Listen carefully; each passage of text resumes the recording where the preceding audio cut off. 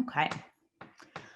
So, to kick it off, what is integrated marketing? This is a term that many of you have probably heard, and something that's definitely becoming more common in the industry to describe how marketing touchpoints are used.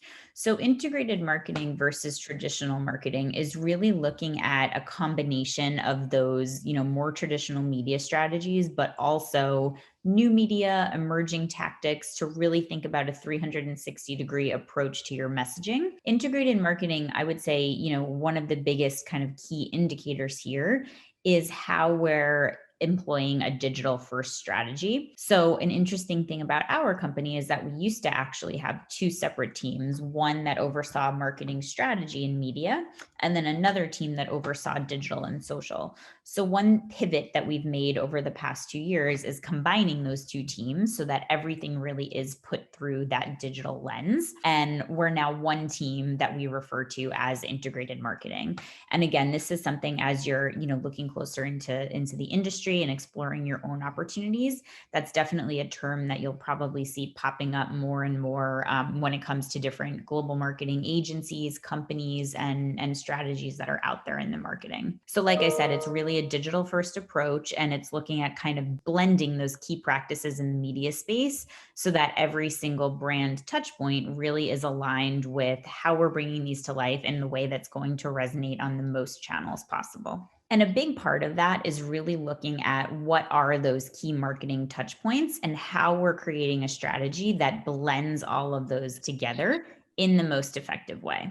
So, what we wanted to do, and this slide is something that we use for all of our partners, whether it's new business pitches, whether it's current licensees or, collaborations, companies that we're pitching to that we would like to work with. This is a menu that our team actually, everybody on the team has access to, and we use it for reference to be able to kind of put together our strategies and identify what's really going to be the most effective tactics for each brand. So all of the individual widgets that you're seeing on this slide are the different capabilities we have and the different ways that we activate. So every campaign or every initiative won't necessarily have every single item on this slide as a part of it, but in putting together that integrated strategy, what we look at is how we pull from this menu to make sure that the different pieces are tying together in the most unique way possible. So just to walk you through a couple of the key ones, and you'll see as we go through here, a lot of these are really focused on new media and digital, and some of them are a bit more traditional. But again, that integrated approach is how we look at putting it together in a way that is going to reach the most people and really be the most impactful. So social media being, upfront, because that has become, and we'll get into this a little bit more, really one of the most important things that we do because it gives us a way to distribute at such a large scale and really reach our fans and followers globally. Photo shoots and content are obviously more traditional, but content really does drive everything that we do. Similar with video shoots. Graphic design is really how we're taking that content and putting it into all of the various touch points. Influencer campaigns, which we'll talk about, are, becoming more and more important to identify talent that resonates with each brand. Content production, again, really leveraging those unique opportunities to produce. Event production, what brands and what campaigns warrant some sort of either virtual or in-person activation. Paid social, really looking at our social media strategy and seeing where we can amplify it to reach our target demographics through paid. Media buying, similarly, putting a bit of a spend behind partnerships with larger media outlets. Out of home, which is a term that you may already be familiar with, essentially refers to physical touch points like a billboard or a subway banner takeover that you're seeing more out and about on the street. Direct mail, at least in the US, becoming a little bit less common of a media practice as things are converting to digital. But what we've seen that's really interesting here is that there are ways to do mail programs that you can leverage your email database against. So that's something that we're looking at, again, in a really integrated way. TV ads, commercials, and integrations. One interesting thing that's happening in the industry and our company right now is a lot of that network TV advertising that we used to do is shifting to the streaming networks. So we look very closely at partnerships with Netflix, with Hulu, with YouTube, since that's where consumers tend to be engaging a little bit more nowadays. Visual merchandising for our brands where we have stores and store design are really bringing those marketing campaigns to life in a physical space where people are shopping or engaging. Gifting and seeding is something that we do pretty much for every single one of our brands. Every time we have a new product offering, we make sure that we're gifting influencers, celebrities, VIPs, people that are organically engaging with the brand and would be likely to share newness with their own fans and followers. Press releases, which are a great way for getting, announcements and brand news out to different media outlets. Same with editorial pitching. Celebrity partnerships on key brands. We do look to longer term ambassadorships and campaign casting with celebrities and VIPs. Email campaigns for our brands that have websites and are e-commerce focused, how we're bringing our marketing materials and reaching consumers via their email inboxes. Paid search. So this would be Google ads and really ways of making sure that our brands are front and center in search results as people are browsing on the web. Affiliate marketing, a way of earning a commission for brands on different touch points as consumers are clicking through and making purchases. Collaborations, which we're going to talk a little bit about going forward, which are focused on bringing like-minded brands or talent together to kind of cross promote some unique product drops. And then cause marketing. And again, this is a really important part of what we do because it is aligning our brands and our talent with causes and with organizations that we think really move the needle and make an impact. So that's something that's becoming an increasingly bigger part of our strategy season after season as we're shifting our focus to a more conscious approach to how we can integrate these brands socially. And then moving on to key performance indicators, this graphic on the right here is something that you may have seen before. Everything that we do, we kind of put through this funnel of what really is the end goal and where are we starting. So any campaign that we do, as we're looking at each of those tactics that we just went over on the previous slide, we decide what part of the funnel that we're looking to hit. So if it is, something that we're just trying to get awareness on and really see where people are resonating, make a bigger splash, maybe this would work the best for a new brand or for a new category or something that we're really just trying to get consumers familiar with, that would fall in the top of the funnel. So that would be the awareness category. The interest and consideration category, as you move further down the funnel, is really thinking about how we're getting people to engage a little bit more with the brand. Now they know about it. How are we bringing them into that fold even further? Intent and evaluation, they're engaging with the brand. Maybe they're following us on social media. Now it's how do we start targeting them to consider converting or making a purchase? So this is where some of your tactics that, we refer to as lower funnel come into play in terms of you might start spending against the content at that phase. And then finally, all the way at the bottom of the funnel is purchase. So that's your most engaged consumer. So when we look at our strategies, we're thinking about how we're bringing people in terms of brand awareness, all the way at the top of the funnel, down to how we're continuing to engage them all the way through converting through to our websites, making a purchase, and then becoming a loyal consumer. So in building out the goals to drive people down that path, some of the key metrics that we look at are what's the reach of our campaigns, how are we measuring our engagement on social media? As video becomes a more important part of our strategy, how are we tracking those views to see what's really resonating? How are we driving traffic to a website? Again, that's getting people a little bit further invested in the brand.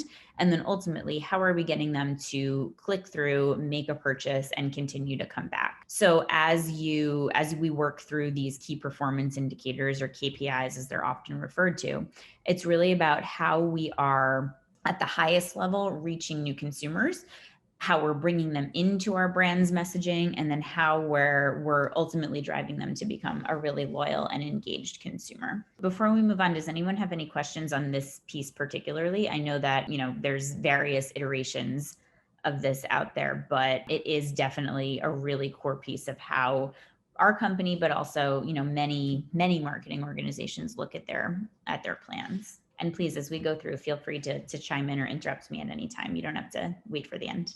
So the next step that really comes in after we look at, that funnel and what our goals are and how we're aligning there, it's about putting together a true campaign plan. So taking all of the pieces and all of the considerations that we just went through and figuring out what our actual tactics are and how we're going to bring that to life. So I know this is tiny print and hard to see on a Zoom, so we'll share this after with you guys as sort of a real life example. These are a couple of slides from a collaboration that we did on the Sports Illustrated brand. So like I just mentioned, collaborations are when we look at, what other like-minded brands might make sense to do a capsule collection, a limited edition product drop, something that feels really special and buzzy to be able to engage with consumers in a new way. And collaborations oftentimes are very, very marketing focused. It really is a vehicle for being able to do messaging and being able to, look at these brands in a unique and different way and bring in new audiences. So we look at our goals, of course, and how we're mapping out a plan. And then we put together a very tactical, and as you can see from the right half of the screen, a pretty robust plan for exactly how that content is going to be rolled out, who we're working with, and then how this is ultimately going to look and feel. Once you're at the campaign planning level, that's where we get a little bit more specific in terms of what does this content look like? How are we creating it? How is it going to be rolled out? Who are some examples of some of that talent that, we're going to bring in and that we're going to use? And then how is this going to look and feel in every different touch point? So we'll share a link with you so that you can, at your leisure, sort of look through this full plan. But as you go through, you'll see that we outline all of the different things that we're going to do on social media, the content that we're going to be creating, the timing for when all of that's going to roll out, partners that we're considering for influencers, ambassadors, talent.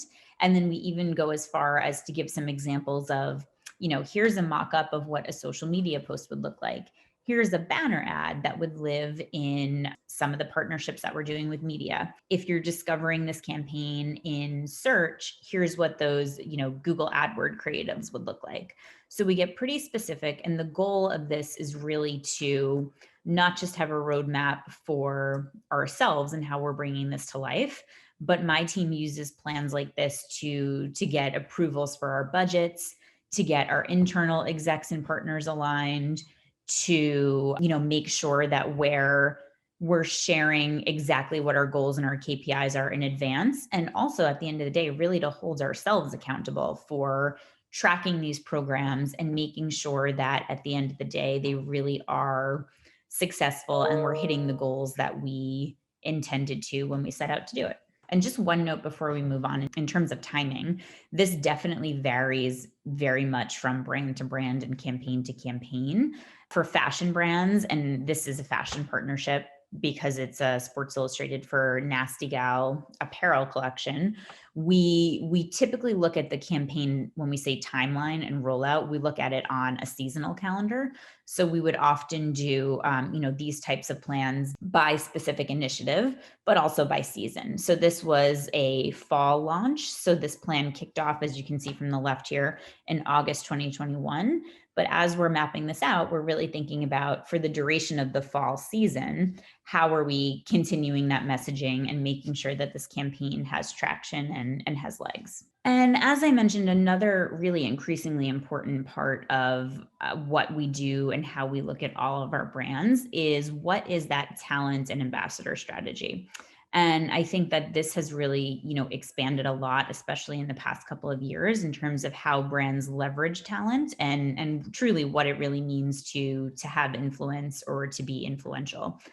I think given the range of brands that we work on at ABG, I think that we look at talent to encompass everything from, A-list celebrities to influencers who have high followings, to athletes, to, student athletes, to even real world ambassadors. So we have a lot of brands where we're looking at our own fans and followers and seeing how we can bring them further into the brand and, even have them create some content and do some messaging. So I think that the talent and ambassador bucket has really expanded, quite a lot in the past couple of years. So this slide gives you a few examples from a few of our different brands. The brands that you'll see on this page include everything from Vince Camuto and Nine West to Volcom, Nautica, Barney's New York, Sports Illustrated Swimsuit, and Vision Streetwear.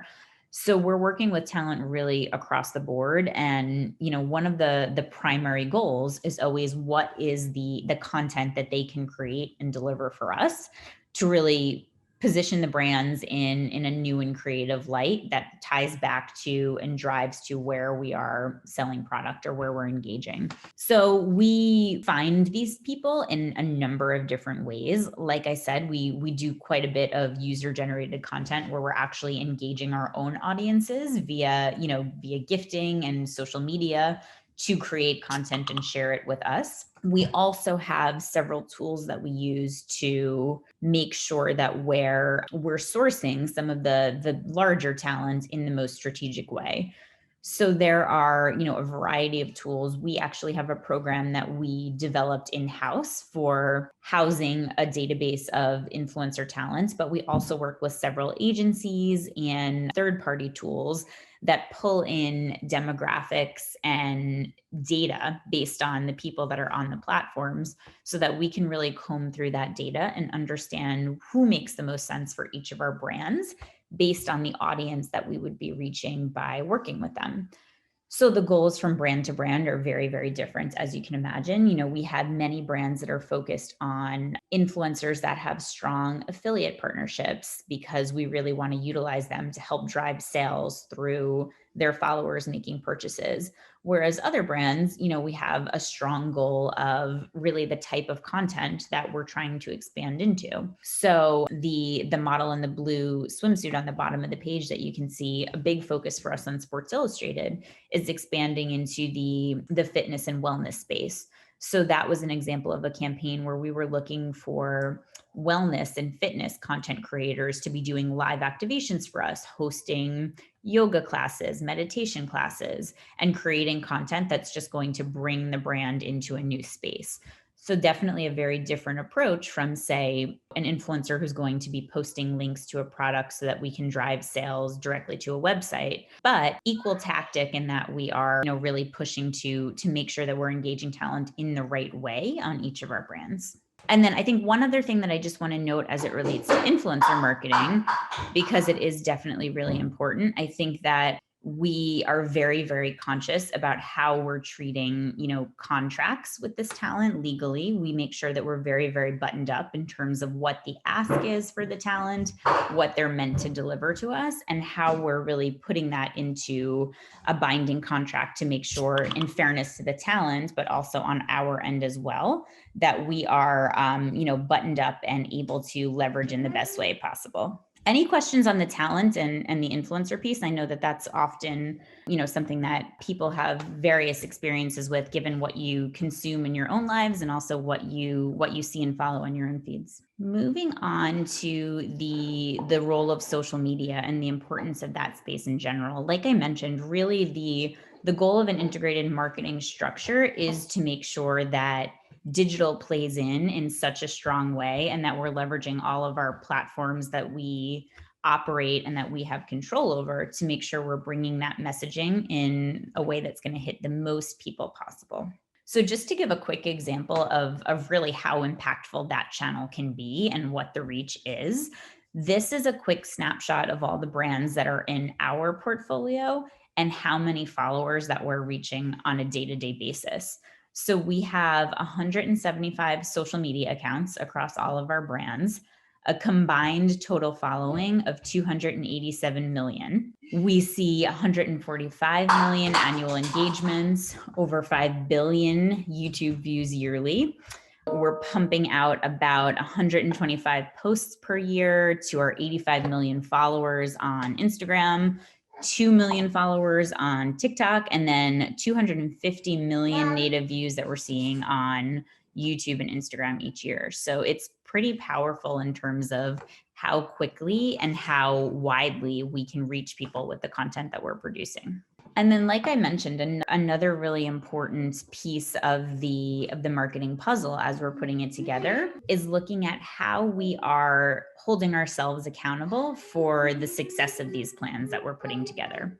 So the performance metrics are definitely a big piece of that plan. And before we even launch a campaign, we're really starting to think about how we are going to measure that performance and be able to recap internally. So when we think about how we're measuring these campaigns and how we're looking at our performance, where we're doing this really once the campaign has ended. So once all of the content has gone live and we have everything, accounted for that was meant to be a part of the campaign, where rounding up all of that live content, we are making sure that we're tagging appropriately in our various platforms and gathering those social media insights via a measure of trackable links and analyzing this for making recommendations going forward. So I'm actually just going to I'm going to stop sharing my screen for a second and pull up a different screen because I want to give you a quick look at how we utilize one of our tracking metrics that we have. So this example right here looks at the campaign that we just mentioned, the Sports Illustrated for Nasty Gal launch. And this shows you what we really present and put together for our internal team and any of our external partners after a campaign concludes. So what you're seeing right here is sort of a brief overview of what the goals were and how we activated. We look at how we grew on our own channels as a result of the campaign, how many people really viewed the content. We look at the performance of any content that we created specifically for this. And a couple of those metrics that we look at are impressions, video views, engagements. We look at how our models and influencers that we activated, what their social reach was, so that we can see how impactful the talent piece was. In the case of this particular event, in the case of this campaign, rather, we did have a series of launch events. So we looked at the content that was generated from events in the cities where we activated.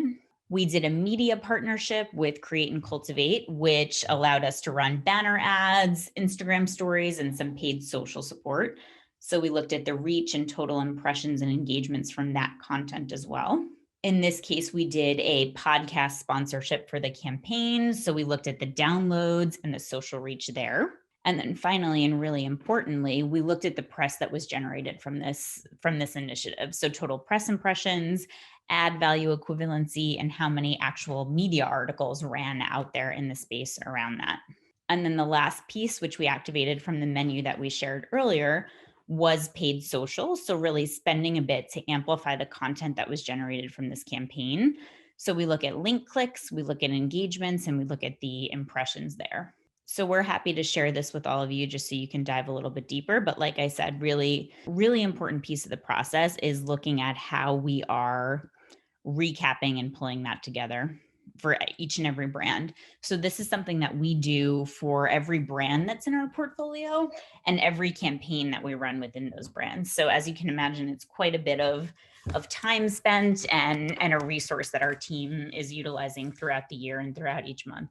And then I definitely want to make sure that we leave some time for any questions. But one thing that, we did just want to touch on, and I know it's something that we talk about quite a bit internally, is really the state of marketing and how the COVID-19 pandemic and what the world has been experiencing really over the course of the past 2 years has shifted how we're looking at our approach to brand messaging and marketing and some of the new ways that we're engaging media and activating our brands in response. And I think one of the biggest, especially over the past 2 years, has been a shift to really an e-commerce approach to how we're marketing, focusing on, as people are out and about less and as people are remote, how they're using e-commerce as opposed to more traditional in-store shopping, and thinking about driving most of our marketing touch points to e-com versus to in-store. The importance of social media, like I said, that is something that has become increasingly more important in the past 2 years as we're thinking about how we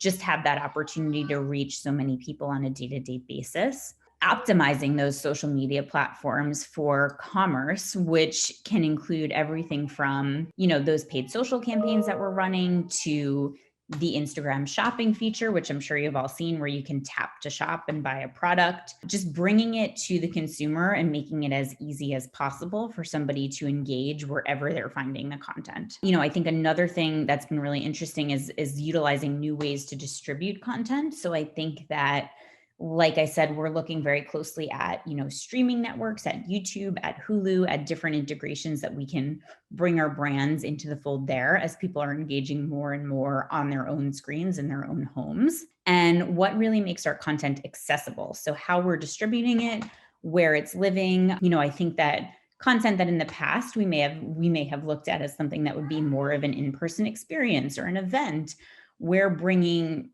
to where people are. So a lot of our fashion presentations or shows we would have done are live streamed now, right? Live streamed, free, accessible across any social platforms. That's a huge change. And that's something that allows us to reach new audiences. Again, give people access when they're in situations where they may not necessarily be out and about, and really, really bring our brands to life in a new way. And I think one thing that we're really navigating now in the industry as a whole is kind of finding a balance as, different physical locations are in different situations in terms of reopening, accessibility, what people are safely able to do outside of their homes.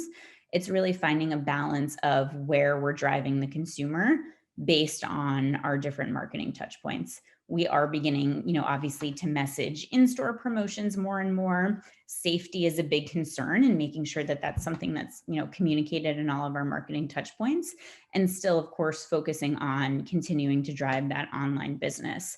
Another thing that's been really interesting on that front is looking more at our regional strategies in terms of being able to really respond to different parts of the world and our key markets, and what's feasible and what's safe for our consumers and our brand fans there.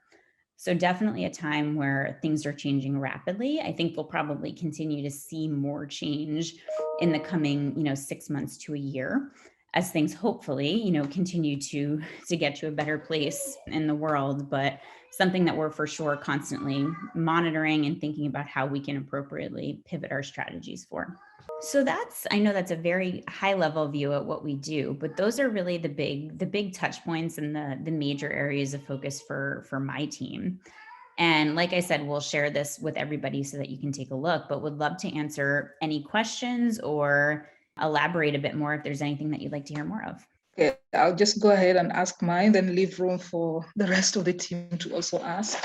So I wanted to know, what tips would you give or pieces of advice would you give to people who want to venture into integrated e-marketing, but they are only having startups? So majority of the audience that we have here are our students who are thinking about business ideas and how to brand them for e-commerce and all that. So and then we also have our information system students here who would be interested in contracting companies to do this work on their behalf. Yes.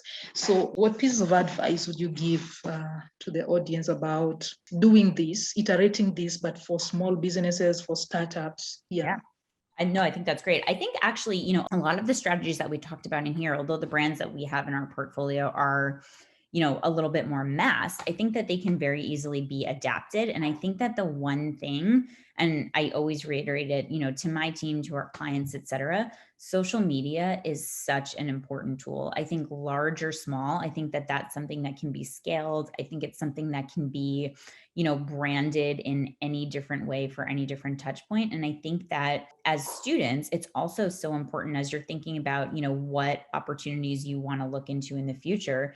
It's never too early to sort of build and develop that own presence for yourself as you're looking to, get into what you might want to do in working with startups and working with different brands or organizations. I think that it's a really powerful and really accessible tool to be able to, get yourself active on, and ultimately be able to sell your own skills and your own services. I think that, that's something that we tell our interns, we tell our team. It's never going to, be a bad idea to have a presence for yourself when you're speaking to people that could potentially have opportunities in the future or immediately. I think that it's a great skill to know. It's also just a great way to really become familiar with, the nuances of those platforms, so that when you are in a position to be able to potentially activate on behalf of a startup or activate on behalf of a brand, you'll already have a head start just in utilizing those tools to build your own profile and your own presence. And I also think, another thing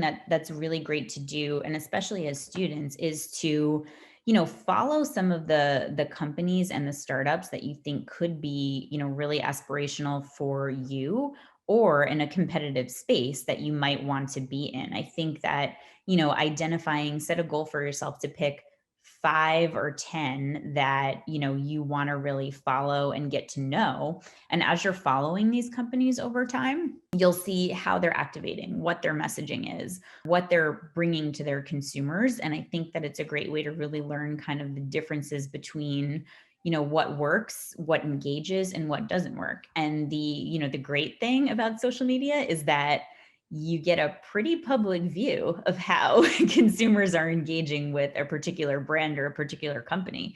If you're looking at their content over time, you can see what people are commenting on, what those comments are, what people are liking more on the feed than other content that's on the very same feed.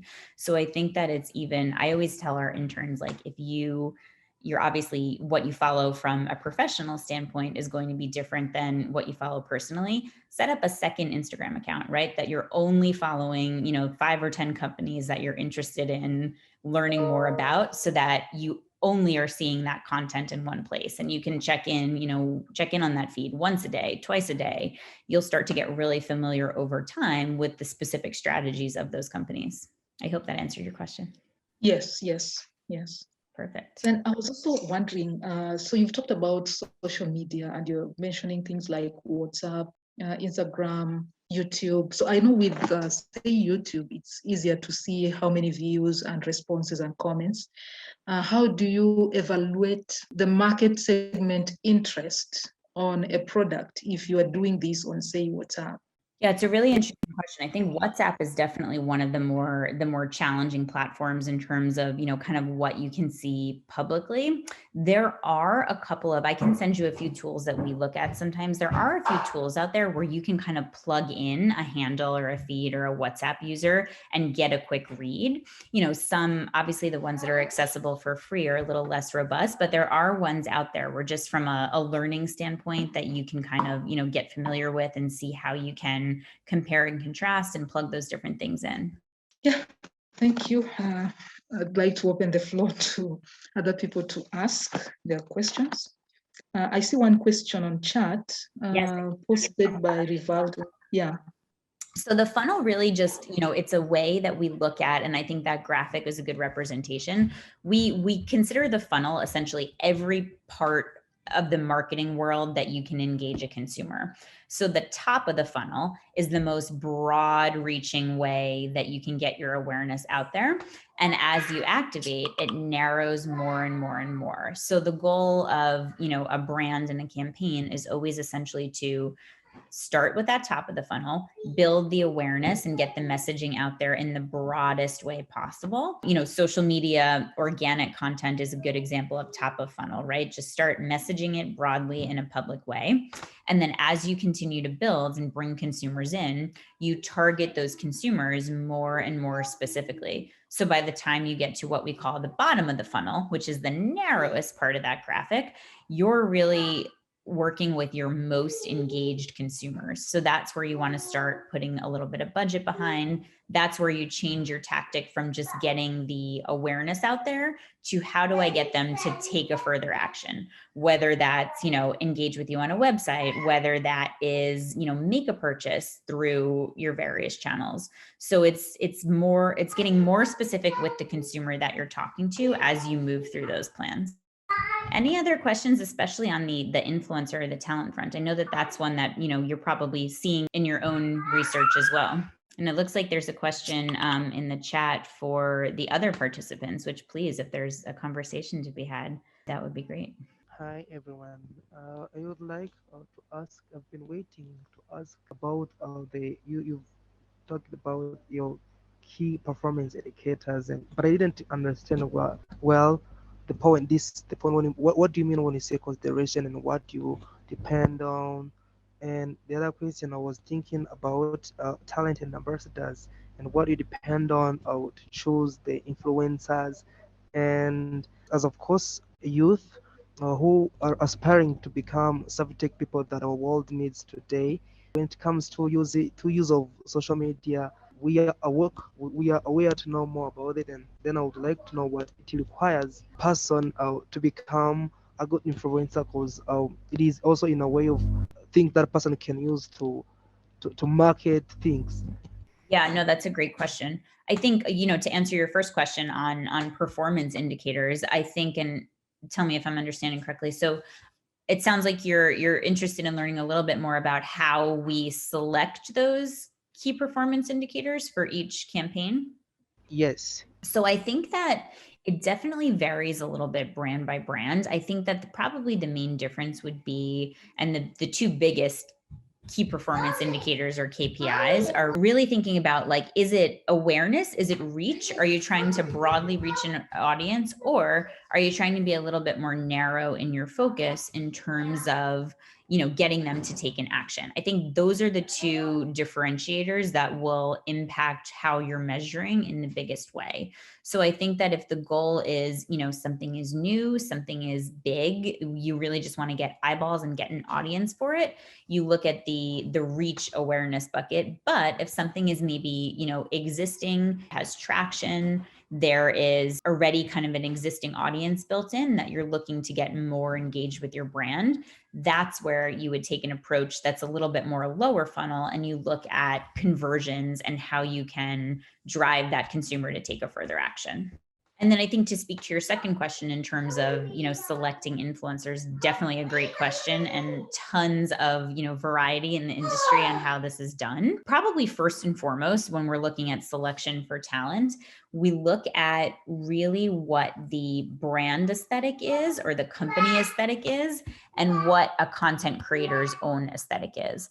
I think that before we even dive into audience analytics or, looking at their demographics, kind of the first and biggest question is, are they somebody who are going to resonate with the brand ethos at the end of the day? So if we're, is their content appropriate? Does it sort of marry back to what the brand stands for? Can they shoot and distribute content in a way that looks like it could make sense and live on the brand's own feeds? I think at a high level, those are kind of that's almost the very first filter that we would put on a talent search. Anyone else? Well, we still have a couple of minutes. Or Christine, are there any other topic that are on your radar that you think could be interesting for the group? Yeah, I was just thinking about, I've heard your explanation about the backward approach to looking at integrated marketing, like going into websites, monitoring Instagram, a particular Instagram, to see what people are commenting on or what people are requesting. And I think that would be a good idea for anybody who wants to start a business. But then I think the audience would also want to hear something about how to brand for e-commerce. Like, how do you brand for online advertising? Yeah. Yeah, no, that's a great question. I think for, when you think about branding for online advertising, what we really look at and what we think about are, the good thing, but the challenging thing about online advertising is that you get a very quick indication based on performance of how it's working, right? So you can pivot really quickly. I think that, we go for kind of the more targeted and the more specific advertising when we're looking at online ads and e-commerce, typically because, there's existing data that's there. We know from our e-commerce partners what typically does well on the sites, what product pages or what individual products, are selling the best kind of in real time. So we can be a little bit more targeted in our approach there. And we can also pivot really quickly, right? It's a lot easier to swap out an e-commerce ad than it is to change something that's on a billboard. So I think that that's where in some ways we can take more risks. We can, be a little bit more specific. We can go with creative that maybe feels a little bit edgier and it's something that, again, we have the flexibility, which is a luxury of being able to pivot on once you're seeing kind of in real time how that's performing, and for better for worse, really, right? If we see something that's doing amazing, it means we can do more of it.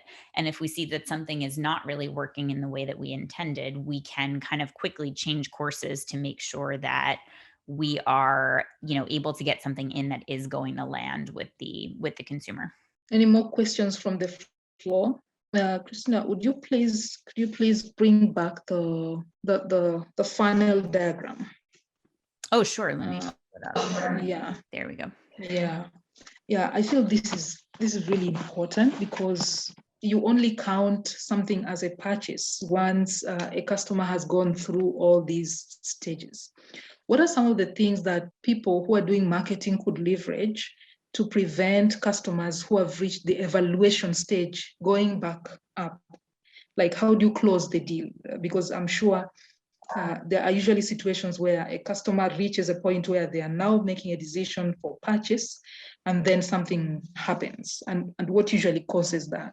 That's a great question. So, what's another really interesting thing to consider as you go through the different stages of the funnel is that the creative and the content and the types of ads and engagement that the consumer is seeing should get more specific with each step.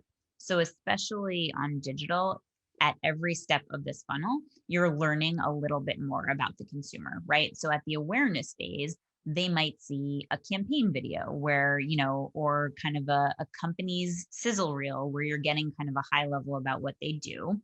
At the interest stage, it might be a product landing page or something where we can kind of gauge what gets them to like, what gets them to take another action.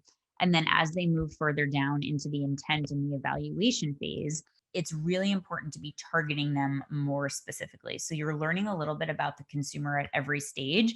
And by the time they're down to the purchase phase, and this is particularly important with e-commerce, we should have a sense of where they've clicked, where they've browsed on your site, what they're most likely to engage with. So that last piece of content or an ad that you're putting in front of them should be something that has the best chance of meeting their price range interest level, their aesthetic interest level, resonates with something else that they've looked on the site. And there's also a really interesting stat that I believe it's a consumer needs to see something seven different ways before they make a purchase, the average consumer.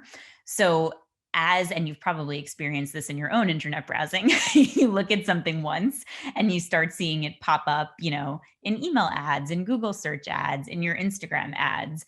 It's companies are gathering information based on your web behavior every step of the way. So you'll notice that the ads that you're served get more and more specific the more you check out a website or look at an Instagram feed. So the goal is to make sure that the creative, the ads themselves, and any other units that are being served to you are getting more and more targeted as you've engaged a little bit more with a given brand or a given product. My question is it easy to use on online market for purchasing product?